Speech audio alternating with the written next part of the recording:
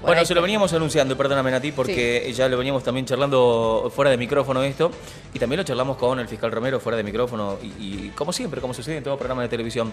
Declaró Martínez Poch es quien había secuestrado a Vanessa Rial, esta chica que, abogada, de repente había querido ya escapar de su secuestro o de las manos de este hombre, y no había podido hasta que irrumpió la justicia.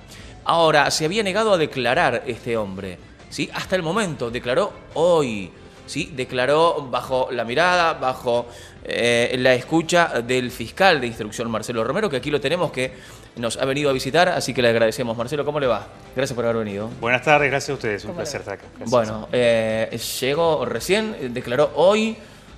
Una larga, extensa jornada. Sí, fue una jornada extensa, 5 horas y media, 6 horas aproximadamente, con 2 interrupciones que pidió el imputado para ir al toilet. Fue una declaración muy larga y no ha terminado. El código autoriza al fiscal, a pedido del defensor o del imputado, suspender la audiencia y reformularla para el otro día, o en este caso va a ser para el día lunes, por la agenda de la Fiscalía y por el Servicio Penitenciario también. El lunes vamos a reiniciar esta audiencia y va a continuar declarando el señor Martínez Poch. Ahora, ¿él puede negarse a declarar el lunes o ya no? Una vez que pidió declarar y que inició... Puede negarse, se le hace saber ese derecho, nunca está obligado a declarar. En este caso fue un pedido de él. Ahora, pero Marcelo, está bien lo que dice Natalia, puede negarse, pero puede negarse ese día a declarar, sí, pero debe continuar con su declaración. Claro. No, ahora el lunes, si bien es la misma declaración, es un nuevo acto, ¿no?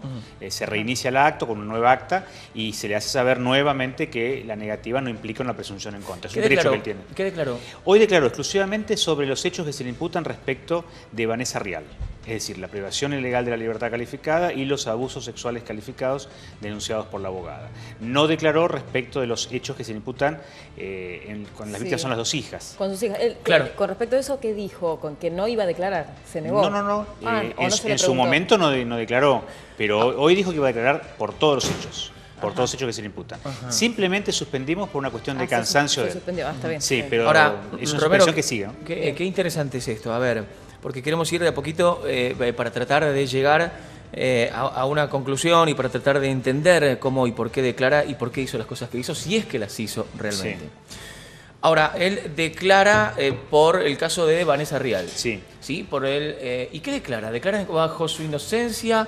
¿Declara bajo diciendo yo, la verdad que ella quiso estar ahí, la verdad que nada de esto que se me imputa a mí pasó? La segunda de las opciones. Él rechaza absolutamente todos los cargos respecto de Vanessa Rial, no niega la relación, no niega que estuvo con ella, enfáticamente niega que haya sido privada de su libertad, que ella tenía libre acceso a la vivienda y libre egreso, que ella podía salir cuando ella quisiese, que si bien no tenía llave, la posibilidad de abrir la puerta era muy sencilla, que de hecho ella iba a trabajar y que la relación, tanto la relación personal como la relación física, específicamente hablando, era consensuada. Bueno, con lo cual esto complica de alguna manera también la imputación, digamos, ¿no? Porque si él dice, a ver, yo le imputamos a alguien de secuestro, privación ilegal de la libertad o abusos sexuales y demás, y de repente este hombre dice, bueno, pero pará, esto estaba concebido por mi pareja, yo la verdad ella podía entrar y salir. Complicaría si fuera solamente la palabra de uno contra la palabra de otro, pero de ninguna manera podría estar detenido con semejantes cargos si fueran solamente las palabras de la víctima. Claro, hay otros elementos, hay otros elementos probatorios, otras pruebas que lo incriminan y que justifican hasta ahora, y vale muy bien la aclaración que usted hizo al principio, no sabemos si lo hizo. Hasta ahora es una persona inocente, que la Fiscalía está trabajando con una sospecha de autoría y de responsabilidad y que por eso está detenido preventivamente. Pero la persona es inocente. Usted hizo una muy buena aclaración y vale para la comunidad que nos está escuchando. Toda persona sometida a proceso es inocente hasta que la justicia determine lo contrario. Martínez Poch hasta el momento es inocente. Hay sospechas graves en su contra, por eso es que está detenido y por eso es que los jueces han aceptado el pedido de la Fiscalía. Hasta ahora la situación no cambia, porque son sus dichos y tiene derecho a decir lo que considere pertinente para su defensa. De hecho, estuvo en todo momento el doctor Tataruga, que es su defensor particular, que hizo también preguntas aclaratorias a las preguntas de la Fiscalía y que de una u otra manera fue llevando adelante esta audiencia, que fue muy difícil porque él es un hombre que habla muy lento pero en forma continuada, o sea, no tiene pausas casi y habla mucho. Por eso es que duró tanto la audiencia y que no se ha avanzado con los otros delitos. Pero el fiscal no puede Oye, pero como fiscal no puede interrumpir, No. Marcelo, ¿no? No. Es decir, Hay viene que declarando y dice, bueno, perdón, a ver, volvamos a esto, o quiero poner un O paréntesis. repreguntar Quiero quizás repreguntar, sobre o algo que ratifique. En eso sí. Sí. Lo que no puedo hacer es censurarlo o acotarlo o decirle, Claro. bueno, ya estás hablando demasiado, salvo que se aleje del objeto de proceso, Claro, es decir, que claro. hablemos de fútbol, Sí, claro, que no claro, tenga claro. nada que ver con Sí, la sí, sí. imputación. Claro. Pero si él declara exclusivamente sobre los hechos que les imputa y todo lo que considere en su defensa, tiene el tiempo que sea necesario. Ahora, en 4 horas, 5 horas de declaración, con todo ese tiempo que se le dio a Martínez Poch, él declaró bajo su inocencia. Él dijo, yo soy inocente de todo Sí, cargo. sí. No tengan dudas de esto, porque a mí me pasó tal cosa. Pero, ¿en qué momento él dice no, o por lo menos cómo aduce haber sido inocente en su cargo de secuestro o en su cargo de abusador? Él alega que es todo un invento de la víctima, que todas son fantasías de la víctima, alega que hay en el medio de esa relación que él acepta consumo de estupefacientes de ambas partes, que es una fantasía de la señora real. ¿Habla de insania mental o no, solo de fantasías? No habla de fantasías y de consumo de estupefacientes. Estamos- A veces utiliza un término, Sí. pero coloquial, Ajá. no hablando de enfermedad Sí, mental sí, sí, específicamente. sí. sí. Ah, estamos hablando de alguien que está en sus cabales, de alguien que en caso de ser acusado va preso, digamos, y no dice, bueno, no estaba dentro de sus cabales, el hombre hizo determinada cuestión porque la verdad que estaba dentro de, no sé, Claro. de los Sí, o- delirios de los estupefacientes y de o- repente no era en sí mismo quién. O que una No. estrategia de la defensa quizás pueda ser esa, ¿no? Es muy interesante la pregunta de ustedes. Bueno, en su momento dispusimos 2 pericias, psiquiátrica y psicológica, para que los especialistas justamente establezcan si al momento de los hechos pudo comprender o no la criminalidad del acto. Es decir, si la persona es imputable Correcto. o inimputable. Martínez Poch en su momento se negó a ambas pericias, tanto la psiquiátrica como la psicológica. Tiene ese derecho, no se puede obviamente compelerlo o hacer una pericia compulsiva. Ahora aceptó tener esa entrevista con los psiquiatras y con los psicólogos, y el particular damnificado, es decir, la señora Real, por intermedio de su abogado, propuso un perito de parte, así que lo van a analizar los peritos de la asesoría pericial más un psiquiatra particular de la víctima. Esa respuesta la tienen los peritos. Claro, usted no puede considerar él si está o no en sus cabales como para... No, yo soy abogado. Ajá. Eso se lo puedo consultar a los peritos, que son los especialistas. Una vez que ellos también lo evalúen, digamos. Lo tienen que evaluar. Claro, No alcanza claro. con una entrevista, sino con varias entrevistas, con test, con pruebas. Salvo... El fiscal de instrucción, entonces, en este caso, es quien plantea, quien va en esta investigación detallando o por lo menos averiguando cuáles son los detalles. Exactamente. El fiscal de instrucción reúne pruebas, reúne evidencia, tanto a favor de su propia pretensión de la Fiscalía como a favor del imputado. Por eso la Fiscalía es un trabajo objetivo. Prueba de cargo y de descargo se denomina. Todo ese cúmulo de pruebas tiene que establecer el fiscal si son o no suficientes como para que esa causa pase a la instancia siguiente, que es el juicio oral. Ahora, doctor, yo sé que estuvo en el lugar el día D, justamente, cuando fueron a buscar a Vanessa. Sí. Y ahora estuvo también con el imputado, digamos. ¿Coincide, y no sé si me lo puede responder, pero coincide su declaración en cuanto a lo que vio usted? ¿Coincide la declaración del imputado? Hasta ahora, sí. en mi opinión, no. No, hasta el momento no coincide. Pero bueno, él tiene derecho a manifestar lo que considere pertinente en su defensa. Nosotros seguimos sosteniendo la postura por la cual le hemos pedido la detención y por la cual le hemos hecho la imputación que le hicimos. No es una imputación sencilla, es una imputación muy grave, gravísima, yo diría, de delitos terribles, y estamos convencidos, hasta el momento, salvo que surja una prueba evidente o tan contundente que me haga cambiar de opinión. Hasta el momento, con lo que declaró el imputado, no he cambiado de opinión. Bueno, con cambió de relación, opinión. fiscal, a las... no sé si ha sido imputado, usted me corregirá, Martínez Poch, por los testimonios que también aportaron las exparejas de Martínez Poch. Con relación a eso, ¿dijo algo? ¿Tuvo algún tipo de explicación? Él dijo que es una persona que se engancha, utilizó ese término, en relaciones complicadas. Hizo una comparación muy gráfica, que yo al principio pensé que era literal, pero después me explicó que era metafórica, que él frente a un accidente, frente a un choque, no se asusta y que se baja a ayudar.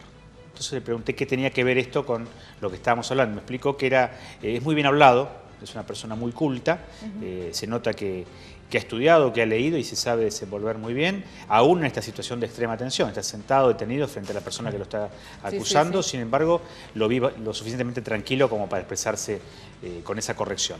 Me dijo que él no le tiene miedo a los desafíos, incluyendo los desafíos de pareja, y que sí, que ha tenido parejas con historias complicadas y que bueno, que él es una suerte de persona que ayuda. Pero historias complicadas, digamos, no resume lo que contaron las exparejas de Martínez Poch, que cuentan hasta algunas situaciones similares a las que vivió Vanessa Rial. Yo le cuento lo que él me dijo. No, claro. Ahora, él responde solamente. Esas dudas, sí. perdón, ¿no? Sí. Esas dudas que manifestaba ella son las que nosotros seguimos sosteniendo. Obviamente, sí. Pero yo no puedo hacer una evaluación hoy de lo que él dijo, la voy a hacer cuando eleve la causa a juicio o cuando tome alguna decisión. Claro. Hoy simplemente yo les estoy comentando a ustedes objetivamente qué es lo que nos dijo. Con absoluta libertad y con el defensor ahí controlando el acto. Ahora, ¿qué le llamó la atención? Digo, porque cuando salió de la casa de Vanessa Rial, justamente de la casa de Martínez Poch, de aquel departamento de terror, salió y dijo, bueno, yo esto no lo había visto nunca, vi cosas que la verdad no vi nunca. Por eso yo le preguntaba ahora con las declaraciones de Martínez Poch, que es un hombre muy culto, que es un hombre que te puede envolver, que es un hombre que sabe manejar los términos, ¿no? La oratoria, y que a uno lo puede envolver. Digo, ¿qué sucedió desde aquel día que uno ve a Vanessa Rial saliendo de la casa descompensada, mal, con una cara que no es la adecuada para una señorita de esas características, a hoy, después de haber visto aquella casa? Porque yo lo escuché, Romero, a usted decir, he visto cosas que no había visto nunca en los años que yo tengo de trabajo como fiscal, como abogado. Digo, a la hora de escuchar declarar al principal acusado factor preponderante en esa situación, ¿le dio la sensación que pertenecía a ese lugar o que estaba ante otra persona ahora? Sí, ya entendí la pregunta, muy buena. Es como si hubiesen traído una persona completamente ajena a esta historia. Es decir, hoy trajeron a un imputado de otra causa. Es decir, él no tenía la más mínima relación, de acuerdo, de la boca para afuera, ¿no? Claro. Con todo lo que vimos. Sí, exactamente, esa sensación que usted acaba de describir perfectamente. Hoy nos vino un señor educado, formal, pedía disculpas a veces hasta para hablar. A veces era medio denso en cuanto a sus explicaciones y no le entendíamos bien, entonces tratábamos de clarificarlas, pero era una persona que estaba completamente ajeno mentalmente a aquella historia que vimos. Sí. ¿A qué atribuye usted, fiscal, que ahora haya decidido declarar y someterse a las pericias psiquiátricas? No, es una decisión de la defensa, no tengo por qué objetarla y ni siquiera hacer ninguna evaluación. La defensa tiene ese derecho. Seguramente el doctor Tatarúa, que no tomó la causa desde el principio, sino que ya avanzada, se ha tomado su tiempo para leer concienzudamente el expediente. Creo que es una gran responsabilidad del abogado tomarse ese tiempo para analizar y después ver cuál es la estrategia a aplicar, ¿no? Es una tarea que yo respeto y una tarea gigante del defensor, ¿no? Este es el contrapeso justamente del poder penal del Estado. Fiscal, lo más importante de la declaración hoy de Martínez Poch, que usted ha dicho, bueno, esto es, la verdad que transformo como importancia, o por lo menos en mi enumeración lo pongo como punto número 1 en su declaración, el simple hecho de, no sé, decir soy inocente, o hubo otras cosas que también pueden ser importantes dentro de su declaración. Mire, todavía no hice una evaluación porque estoy esperando que termine la misma el día lunes para evaluar toda su declaración. Creo que me voy a tomar unos cuantos días, ¿no?, para hacer esa evaluación final. No puedo hacer una evaluación parcial, simplemente, bueno, una persona que se ha sometido al interrogatorio de la Fiscalía, que han contestado todas nuestras preguntas y que, como usted bien dijo al principio, no condicen nada de lo que fue denunciado por parte de las víctimas. Ahora, ¿cómo va a terminar esta historia? No lo sabemos. No alcanza, esto sí, lo puedo decir, no alcanza lo que declare el imputado para neutralizar todo lo anterior. Es decir, no es solamente la declaración de las víctimas lo que hace que Martínez Poch esté preso. Está preso porque hay otros elementos. Si no hubiese salido, es más, el juez ni siquiera hubiese concedido la detención y hubiese sido muy sencillo, si lo hubiese concedido, mediante un habeas corpus, obtener la libertad. Ahora, la diferencia entre declarar 5 meses después y declarar una vez imputado, pero yo voy y declaro, y declara así de esta manera, ¿podría haber cambiado la historia? Mire, también es una muy buena pregunta. Yo prefiero que el imputado declare tranquilo, con un buen asesoramiento, a que venga a las 24 horas a mentirme. Porque eso sí puede ser utilizado en contra. Es decir, cuando el imputado viene... ¿Pero por qué utiliza el término mentir? Porque obviamente que una persona que está sometida luego de 24 horas de detención, con todos los procesos que se hacen que puede detenido. tener Sí. de alguna manera puede tener o no estar, no estar en sus cabales claro, a la hora de o con las declarar. facultades Entonces puede alteradas, pifiarle, errarle. Sí, sin ninguna duda. Bajo el estrés. Más, sí, claro, bajo el estrés lógico de una detención y si llega a haber sido el autor después de haber cometido semejante delito. Yo prefiero que venga tranquilo y como yo soy un magistrado, no quiero extorcar declaraciones ni arrancar confesiones. Claro, prefiero que hable tranquilamente con su abogado. Sí, pero usted como magistrado, ahora nosotros como opinión pública, aquel que no declara, estamos, bueno, si no declara es por algo. Sí, eso es una creencia, ¿no? Es una creencia, pero yo le puedo asegurar que nosotros no tenemos ese prejuicio. Es más, prefiero que no declaren.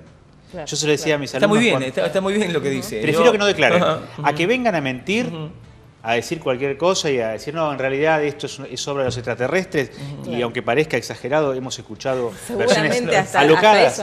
Prefiero que se nieguen a declarar. Es decir, no declare, haga su trabajo usted, investígueme y descubra la verdad. Yo me niego, lo prefiero. Y le puedo asegurar con la mano en el corazón que no lo tomo como una presunción en contra. Desde lo más íntimo de mi ser. Ahora, fiscal, cuando usted menciona los otros elementos probatorios que no solamente, digamos, que aportan a la investigación y que no solamente está detenido por la declaración de Vanessa Rial, ¿se pueden conocer esos elementos probatorios o son parte de la causa? ¿Tiene que ver con el allanamiento que se Tiene que ver con el allanamiento, sí. Claro. Sí. Por el momento, como todavía no termino de declarar, prefiero reservarlos. Pero hay otras declaraciones testimoniales y hemos encontrado elementos objetivos, cosas en el lugar que justifican la imputación. Pero por el momento me los reservo. Sí, en su momento se dieron a conocer, pero no quiero hacerlos recordar ahora justamente porque estamos en el medio de las estrategias de uno y de otro, ¿no? El proceso también es eso, un juego de estrategias de la defensa y de la fiscalía. Claro. Es muy interesante lo que estamos escuchando, fiscal. De hecho, es muy claro cuando habla, es muy claro. Nos van a quedar seguramente algunas cuestiones, por eso yo le preguntaba que lo más importante hoy, si bien hablamos de todo, lo más importante fue que declaró Martínez Poch. ¿Y hay algún título literal de esa declaración de Martínez Poch? Digo, algún título en cuanto a algo literal que haya dicho Martínez Poch, en que usted le haya quedado, como a todos, cada vez que escucha a alguna otra persona y dice, mira vos lo que declaró, lo que dijo, esto me va a servir para mí. Bueno, los medios ya sacaron un título, se puede imaginar. Sí, si yo fuera periodista, habría el videograf no me darían los dedos, porque cada 2 palabras había un título. Claro, sí, pero por respeto a la declaración, por respeto a las víctimas, no lo voy a hacer. Títulos, ustedes se hacen un picnic. Tienen uno cada 3 frases. Bueno, lo cierto entonces es que él declaró que él dijo, negó todos los cargos, eso sí. Sí, negó la imputación, negó la imputación fundamentalmente, no niega las relaciones, o sea, no dice no conozco a esta señorita, no estuve con ella, no, al contrario, él acepta esa declaración y que todo lo que pasó fue consensuado y niega, por supuesto, las aberraciones, ¿no? Usted confirma que el lunes cuando se reinicie esta declaración va a declarar o se le va a preguntar sobre la situación de las hijas, sobre la imputación. Sí, si bien es la misma causa, es una investigación, es una imputación completamente diferente, ¿no? Estamos hablando de la corrupción de menores y del abuso sexual calificado respecto de la misma causa se unificó. Se unificó, exactamente. Es la misma causa, tramita en la misma fiscalía, con el mismo juez y obviamente con el mismo defensor. ¿Ha llamado testigos? Hemos llamado un montón de testigos, sí, declararon un montón de testigos y ahora, esto también es importante decirlo, él tiene la posibilidad de proponer testigos y aquellos que surjan de la declaración, el fiscal tiene la obligación de citarlos, eso se llama evacuación de citas. Por ejemplo, yo tal día no estuve en tal lugar, estuve con mi amigo fulano, tengo que llamar al amigo fulano aunque él no me lo pida. Hay que evacuar las citas que él manifestó en su declaración, hacia su derecho de defensa y es obligación de la fiscalía. Bueno, es increíble. Estamos en presencia de un, en este caso, imputado, que no solamente... ¿Por qué se lo imputa con respecto a las hijas también? Se le imputa a las chicas corrupción de menores y abuso sexual calificado, ¿no? Gravemente calificado. Por el vínculo, digamos. Por el vínculo, por la edad, por las circunstancias, hay varias calificantes. Con lo cual, eso puede repercutir. Ahora, ¿puede pasar, fiscal, que dentro de esta causa... esta negación de Martínez Poch con respecto a Vanessa Rial se pueda dar como sincera, pero no ante sus hijas, digamos, que lo de sus hijas haya sido verdad y lo de Vanessa Rial realmente ha sido de una relación, de una relación extraña, rara? Sí, las posibilidades son muchas, todas. es más, son todas. Sí, sí. Puede haber cambios en las calificaciones, no solamente en el juicio oral, sino antes. El juez de garantías, cuando acepte la elevación a juicio, puede decir, no, esta imputación la sostengo, esta no, y en el mismo juicio oral puede cambiar.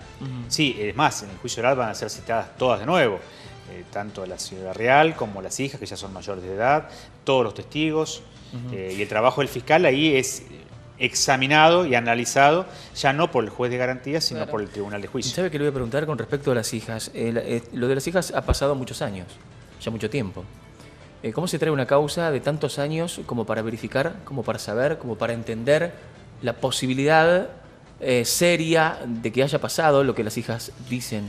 Vea, la verdad que lo tendría que llevar a la fiscalía, usted pregunta muy bien. Sí, yo no tengo problema. Bueno, escuchar a las chicas por separado, sin que la otra escuchara la declaración de su antecesora, realmente causaba escozor, porque escuchamos a una, se fue, escuchamos a otra, y era una identidad absoluta, total.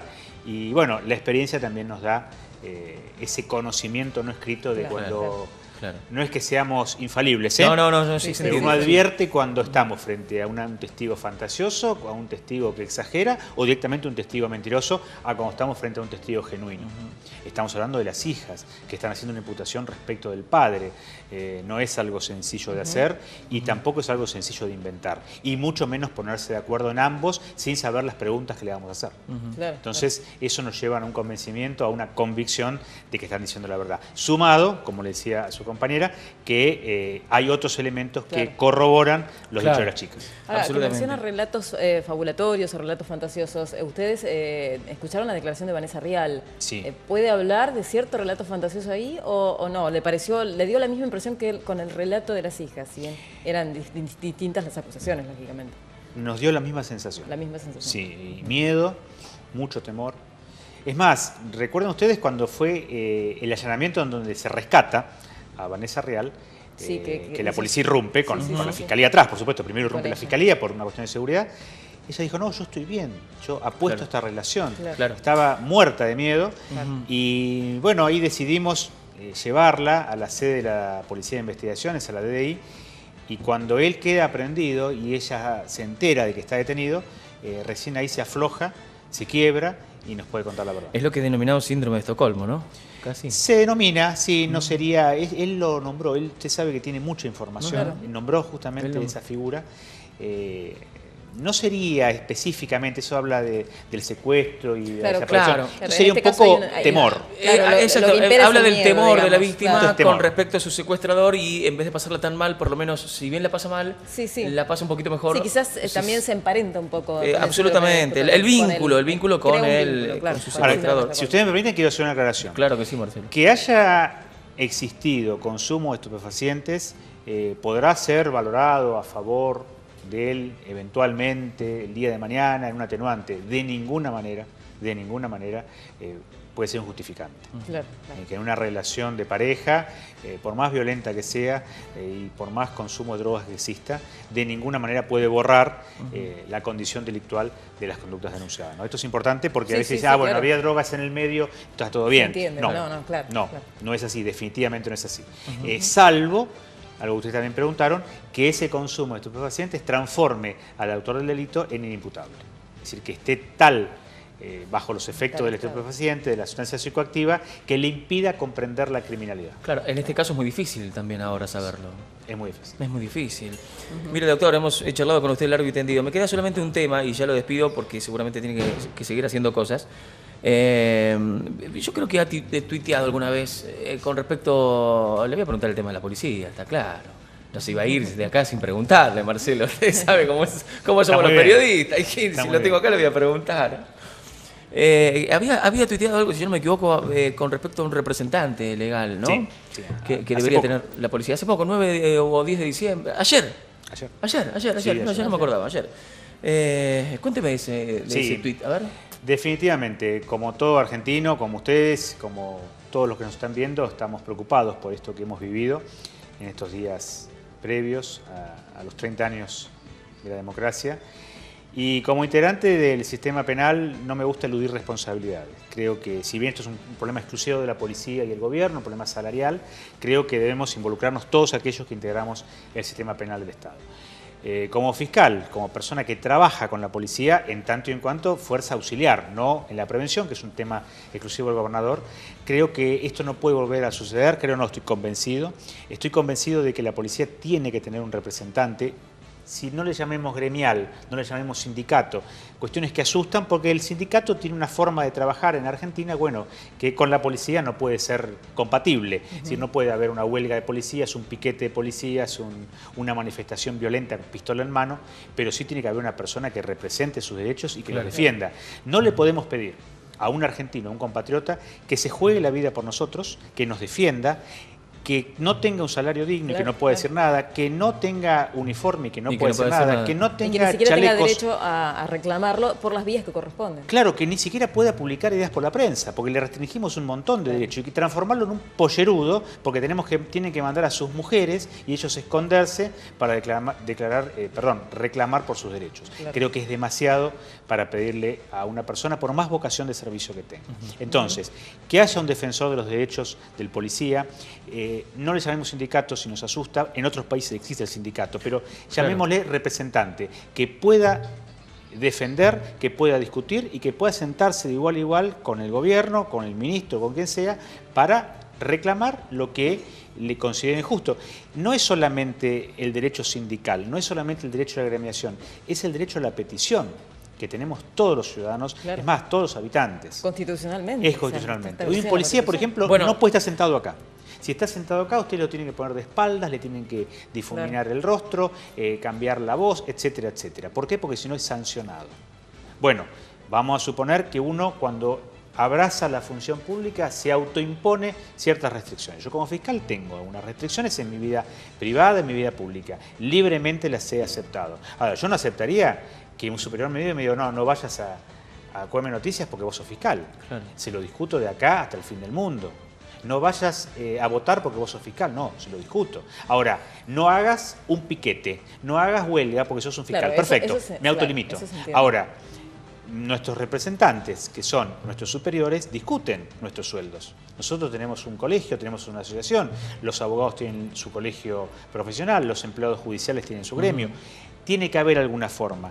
No queremos un sindicato, no queremos un gremio, no queremos un representante que estén enganchados con otra categoría de empleado público y que los gremios de esos empleados públicos puedan también defender los sueldos de los policías. En fin, hay un montón de posibilidades, lo tienen que decir los especialistas. Tenemos muy buenos especialistas en derecho laboral, en derecho sindical, en derecho constitucional. El policía no puede volver a pasar lo que sucedió la semana pasada. No puede estar protestando con sus chalecos y con sus pistolas y con sus patrulleros en reclamo de un salario digno. Bueno, el gobernador no opina lo mismo. Está bien. Disiento con el señor gobernador con todo respeto y creo que tal vez debemos destacar de él que apagó un incendio que se presentaba como gigantesco. Sí. Ahora, cuando la inflación vuelva este aumento en cenizas, va a haber un nuevo reclamo. Otra vez. Y va a haber un nuevo problema. Y creo que el gobernador tiene que decir esto en consonancia con el discurso nacional, ¿no? Fiscal Marcelo Romero, le agradezco que haya venido hasta acá. Gracias a ustedes, es un placer. Espero que les haya pasado bien. Me pasé muy bien. ¿Sí? Pregúntame, la verdad que no estoy acostumbrado, siempre pregunto yo, pero claro. Bueno, de vez en cuando le viene bien. De vez en cuando tiene que estar en el banquillo usted también. Gracias. Bueno, el fiscal Marcelo Romero aquí en la segunda edición de Cueme Noticias.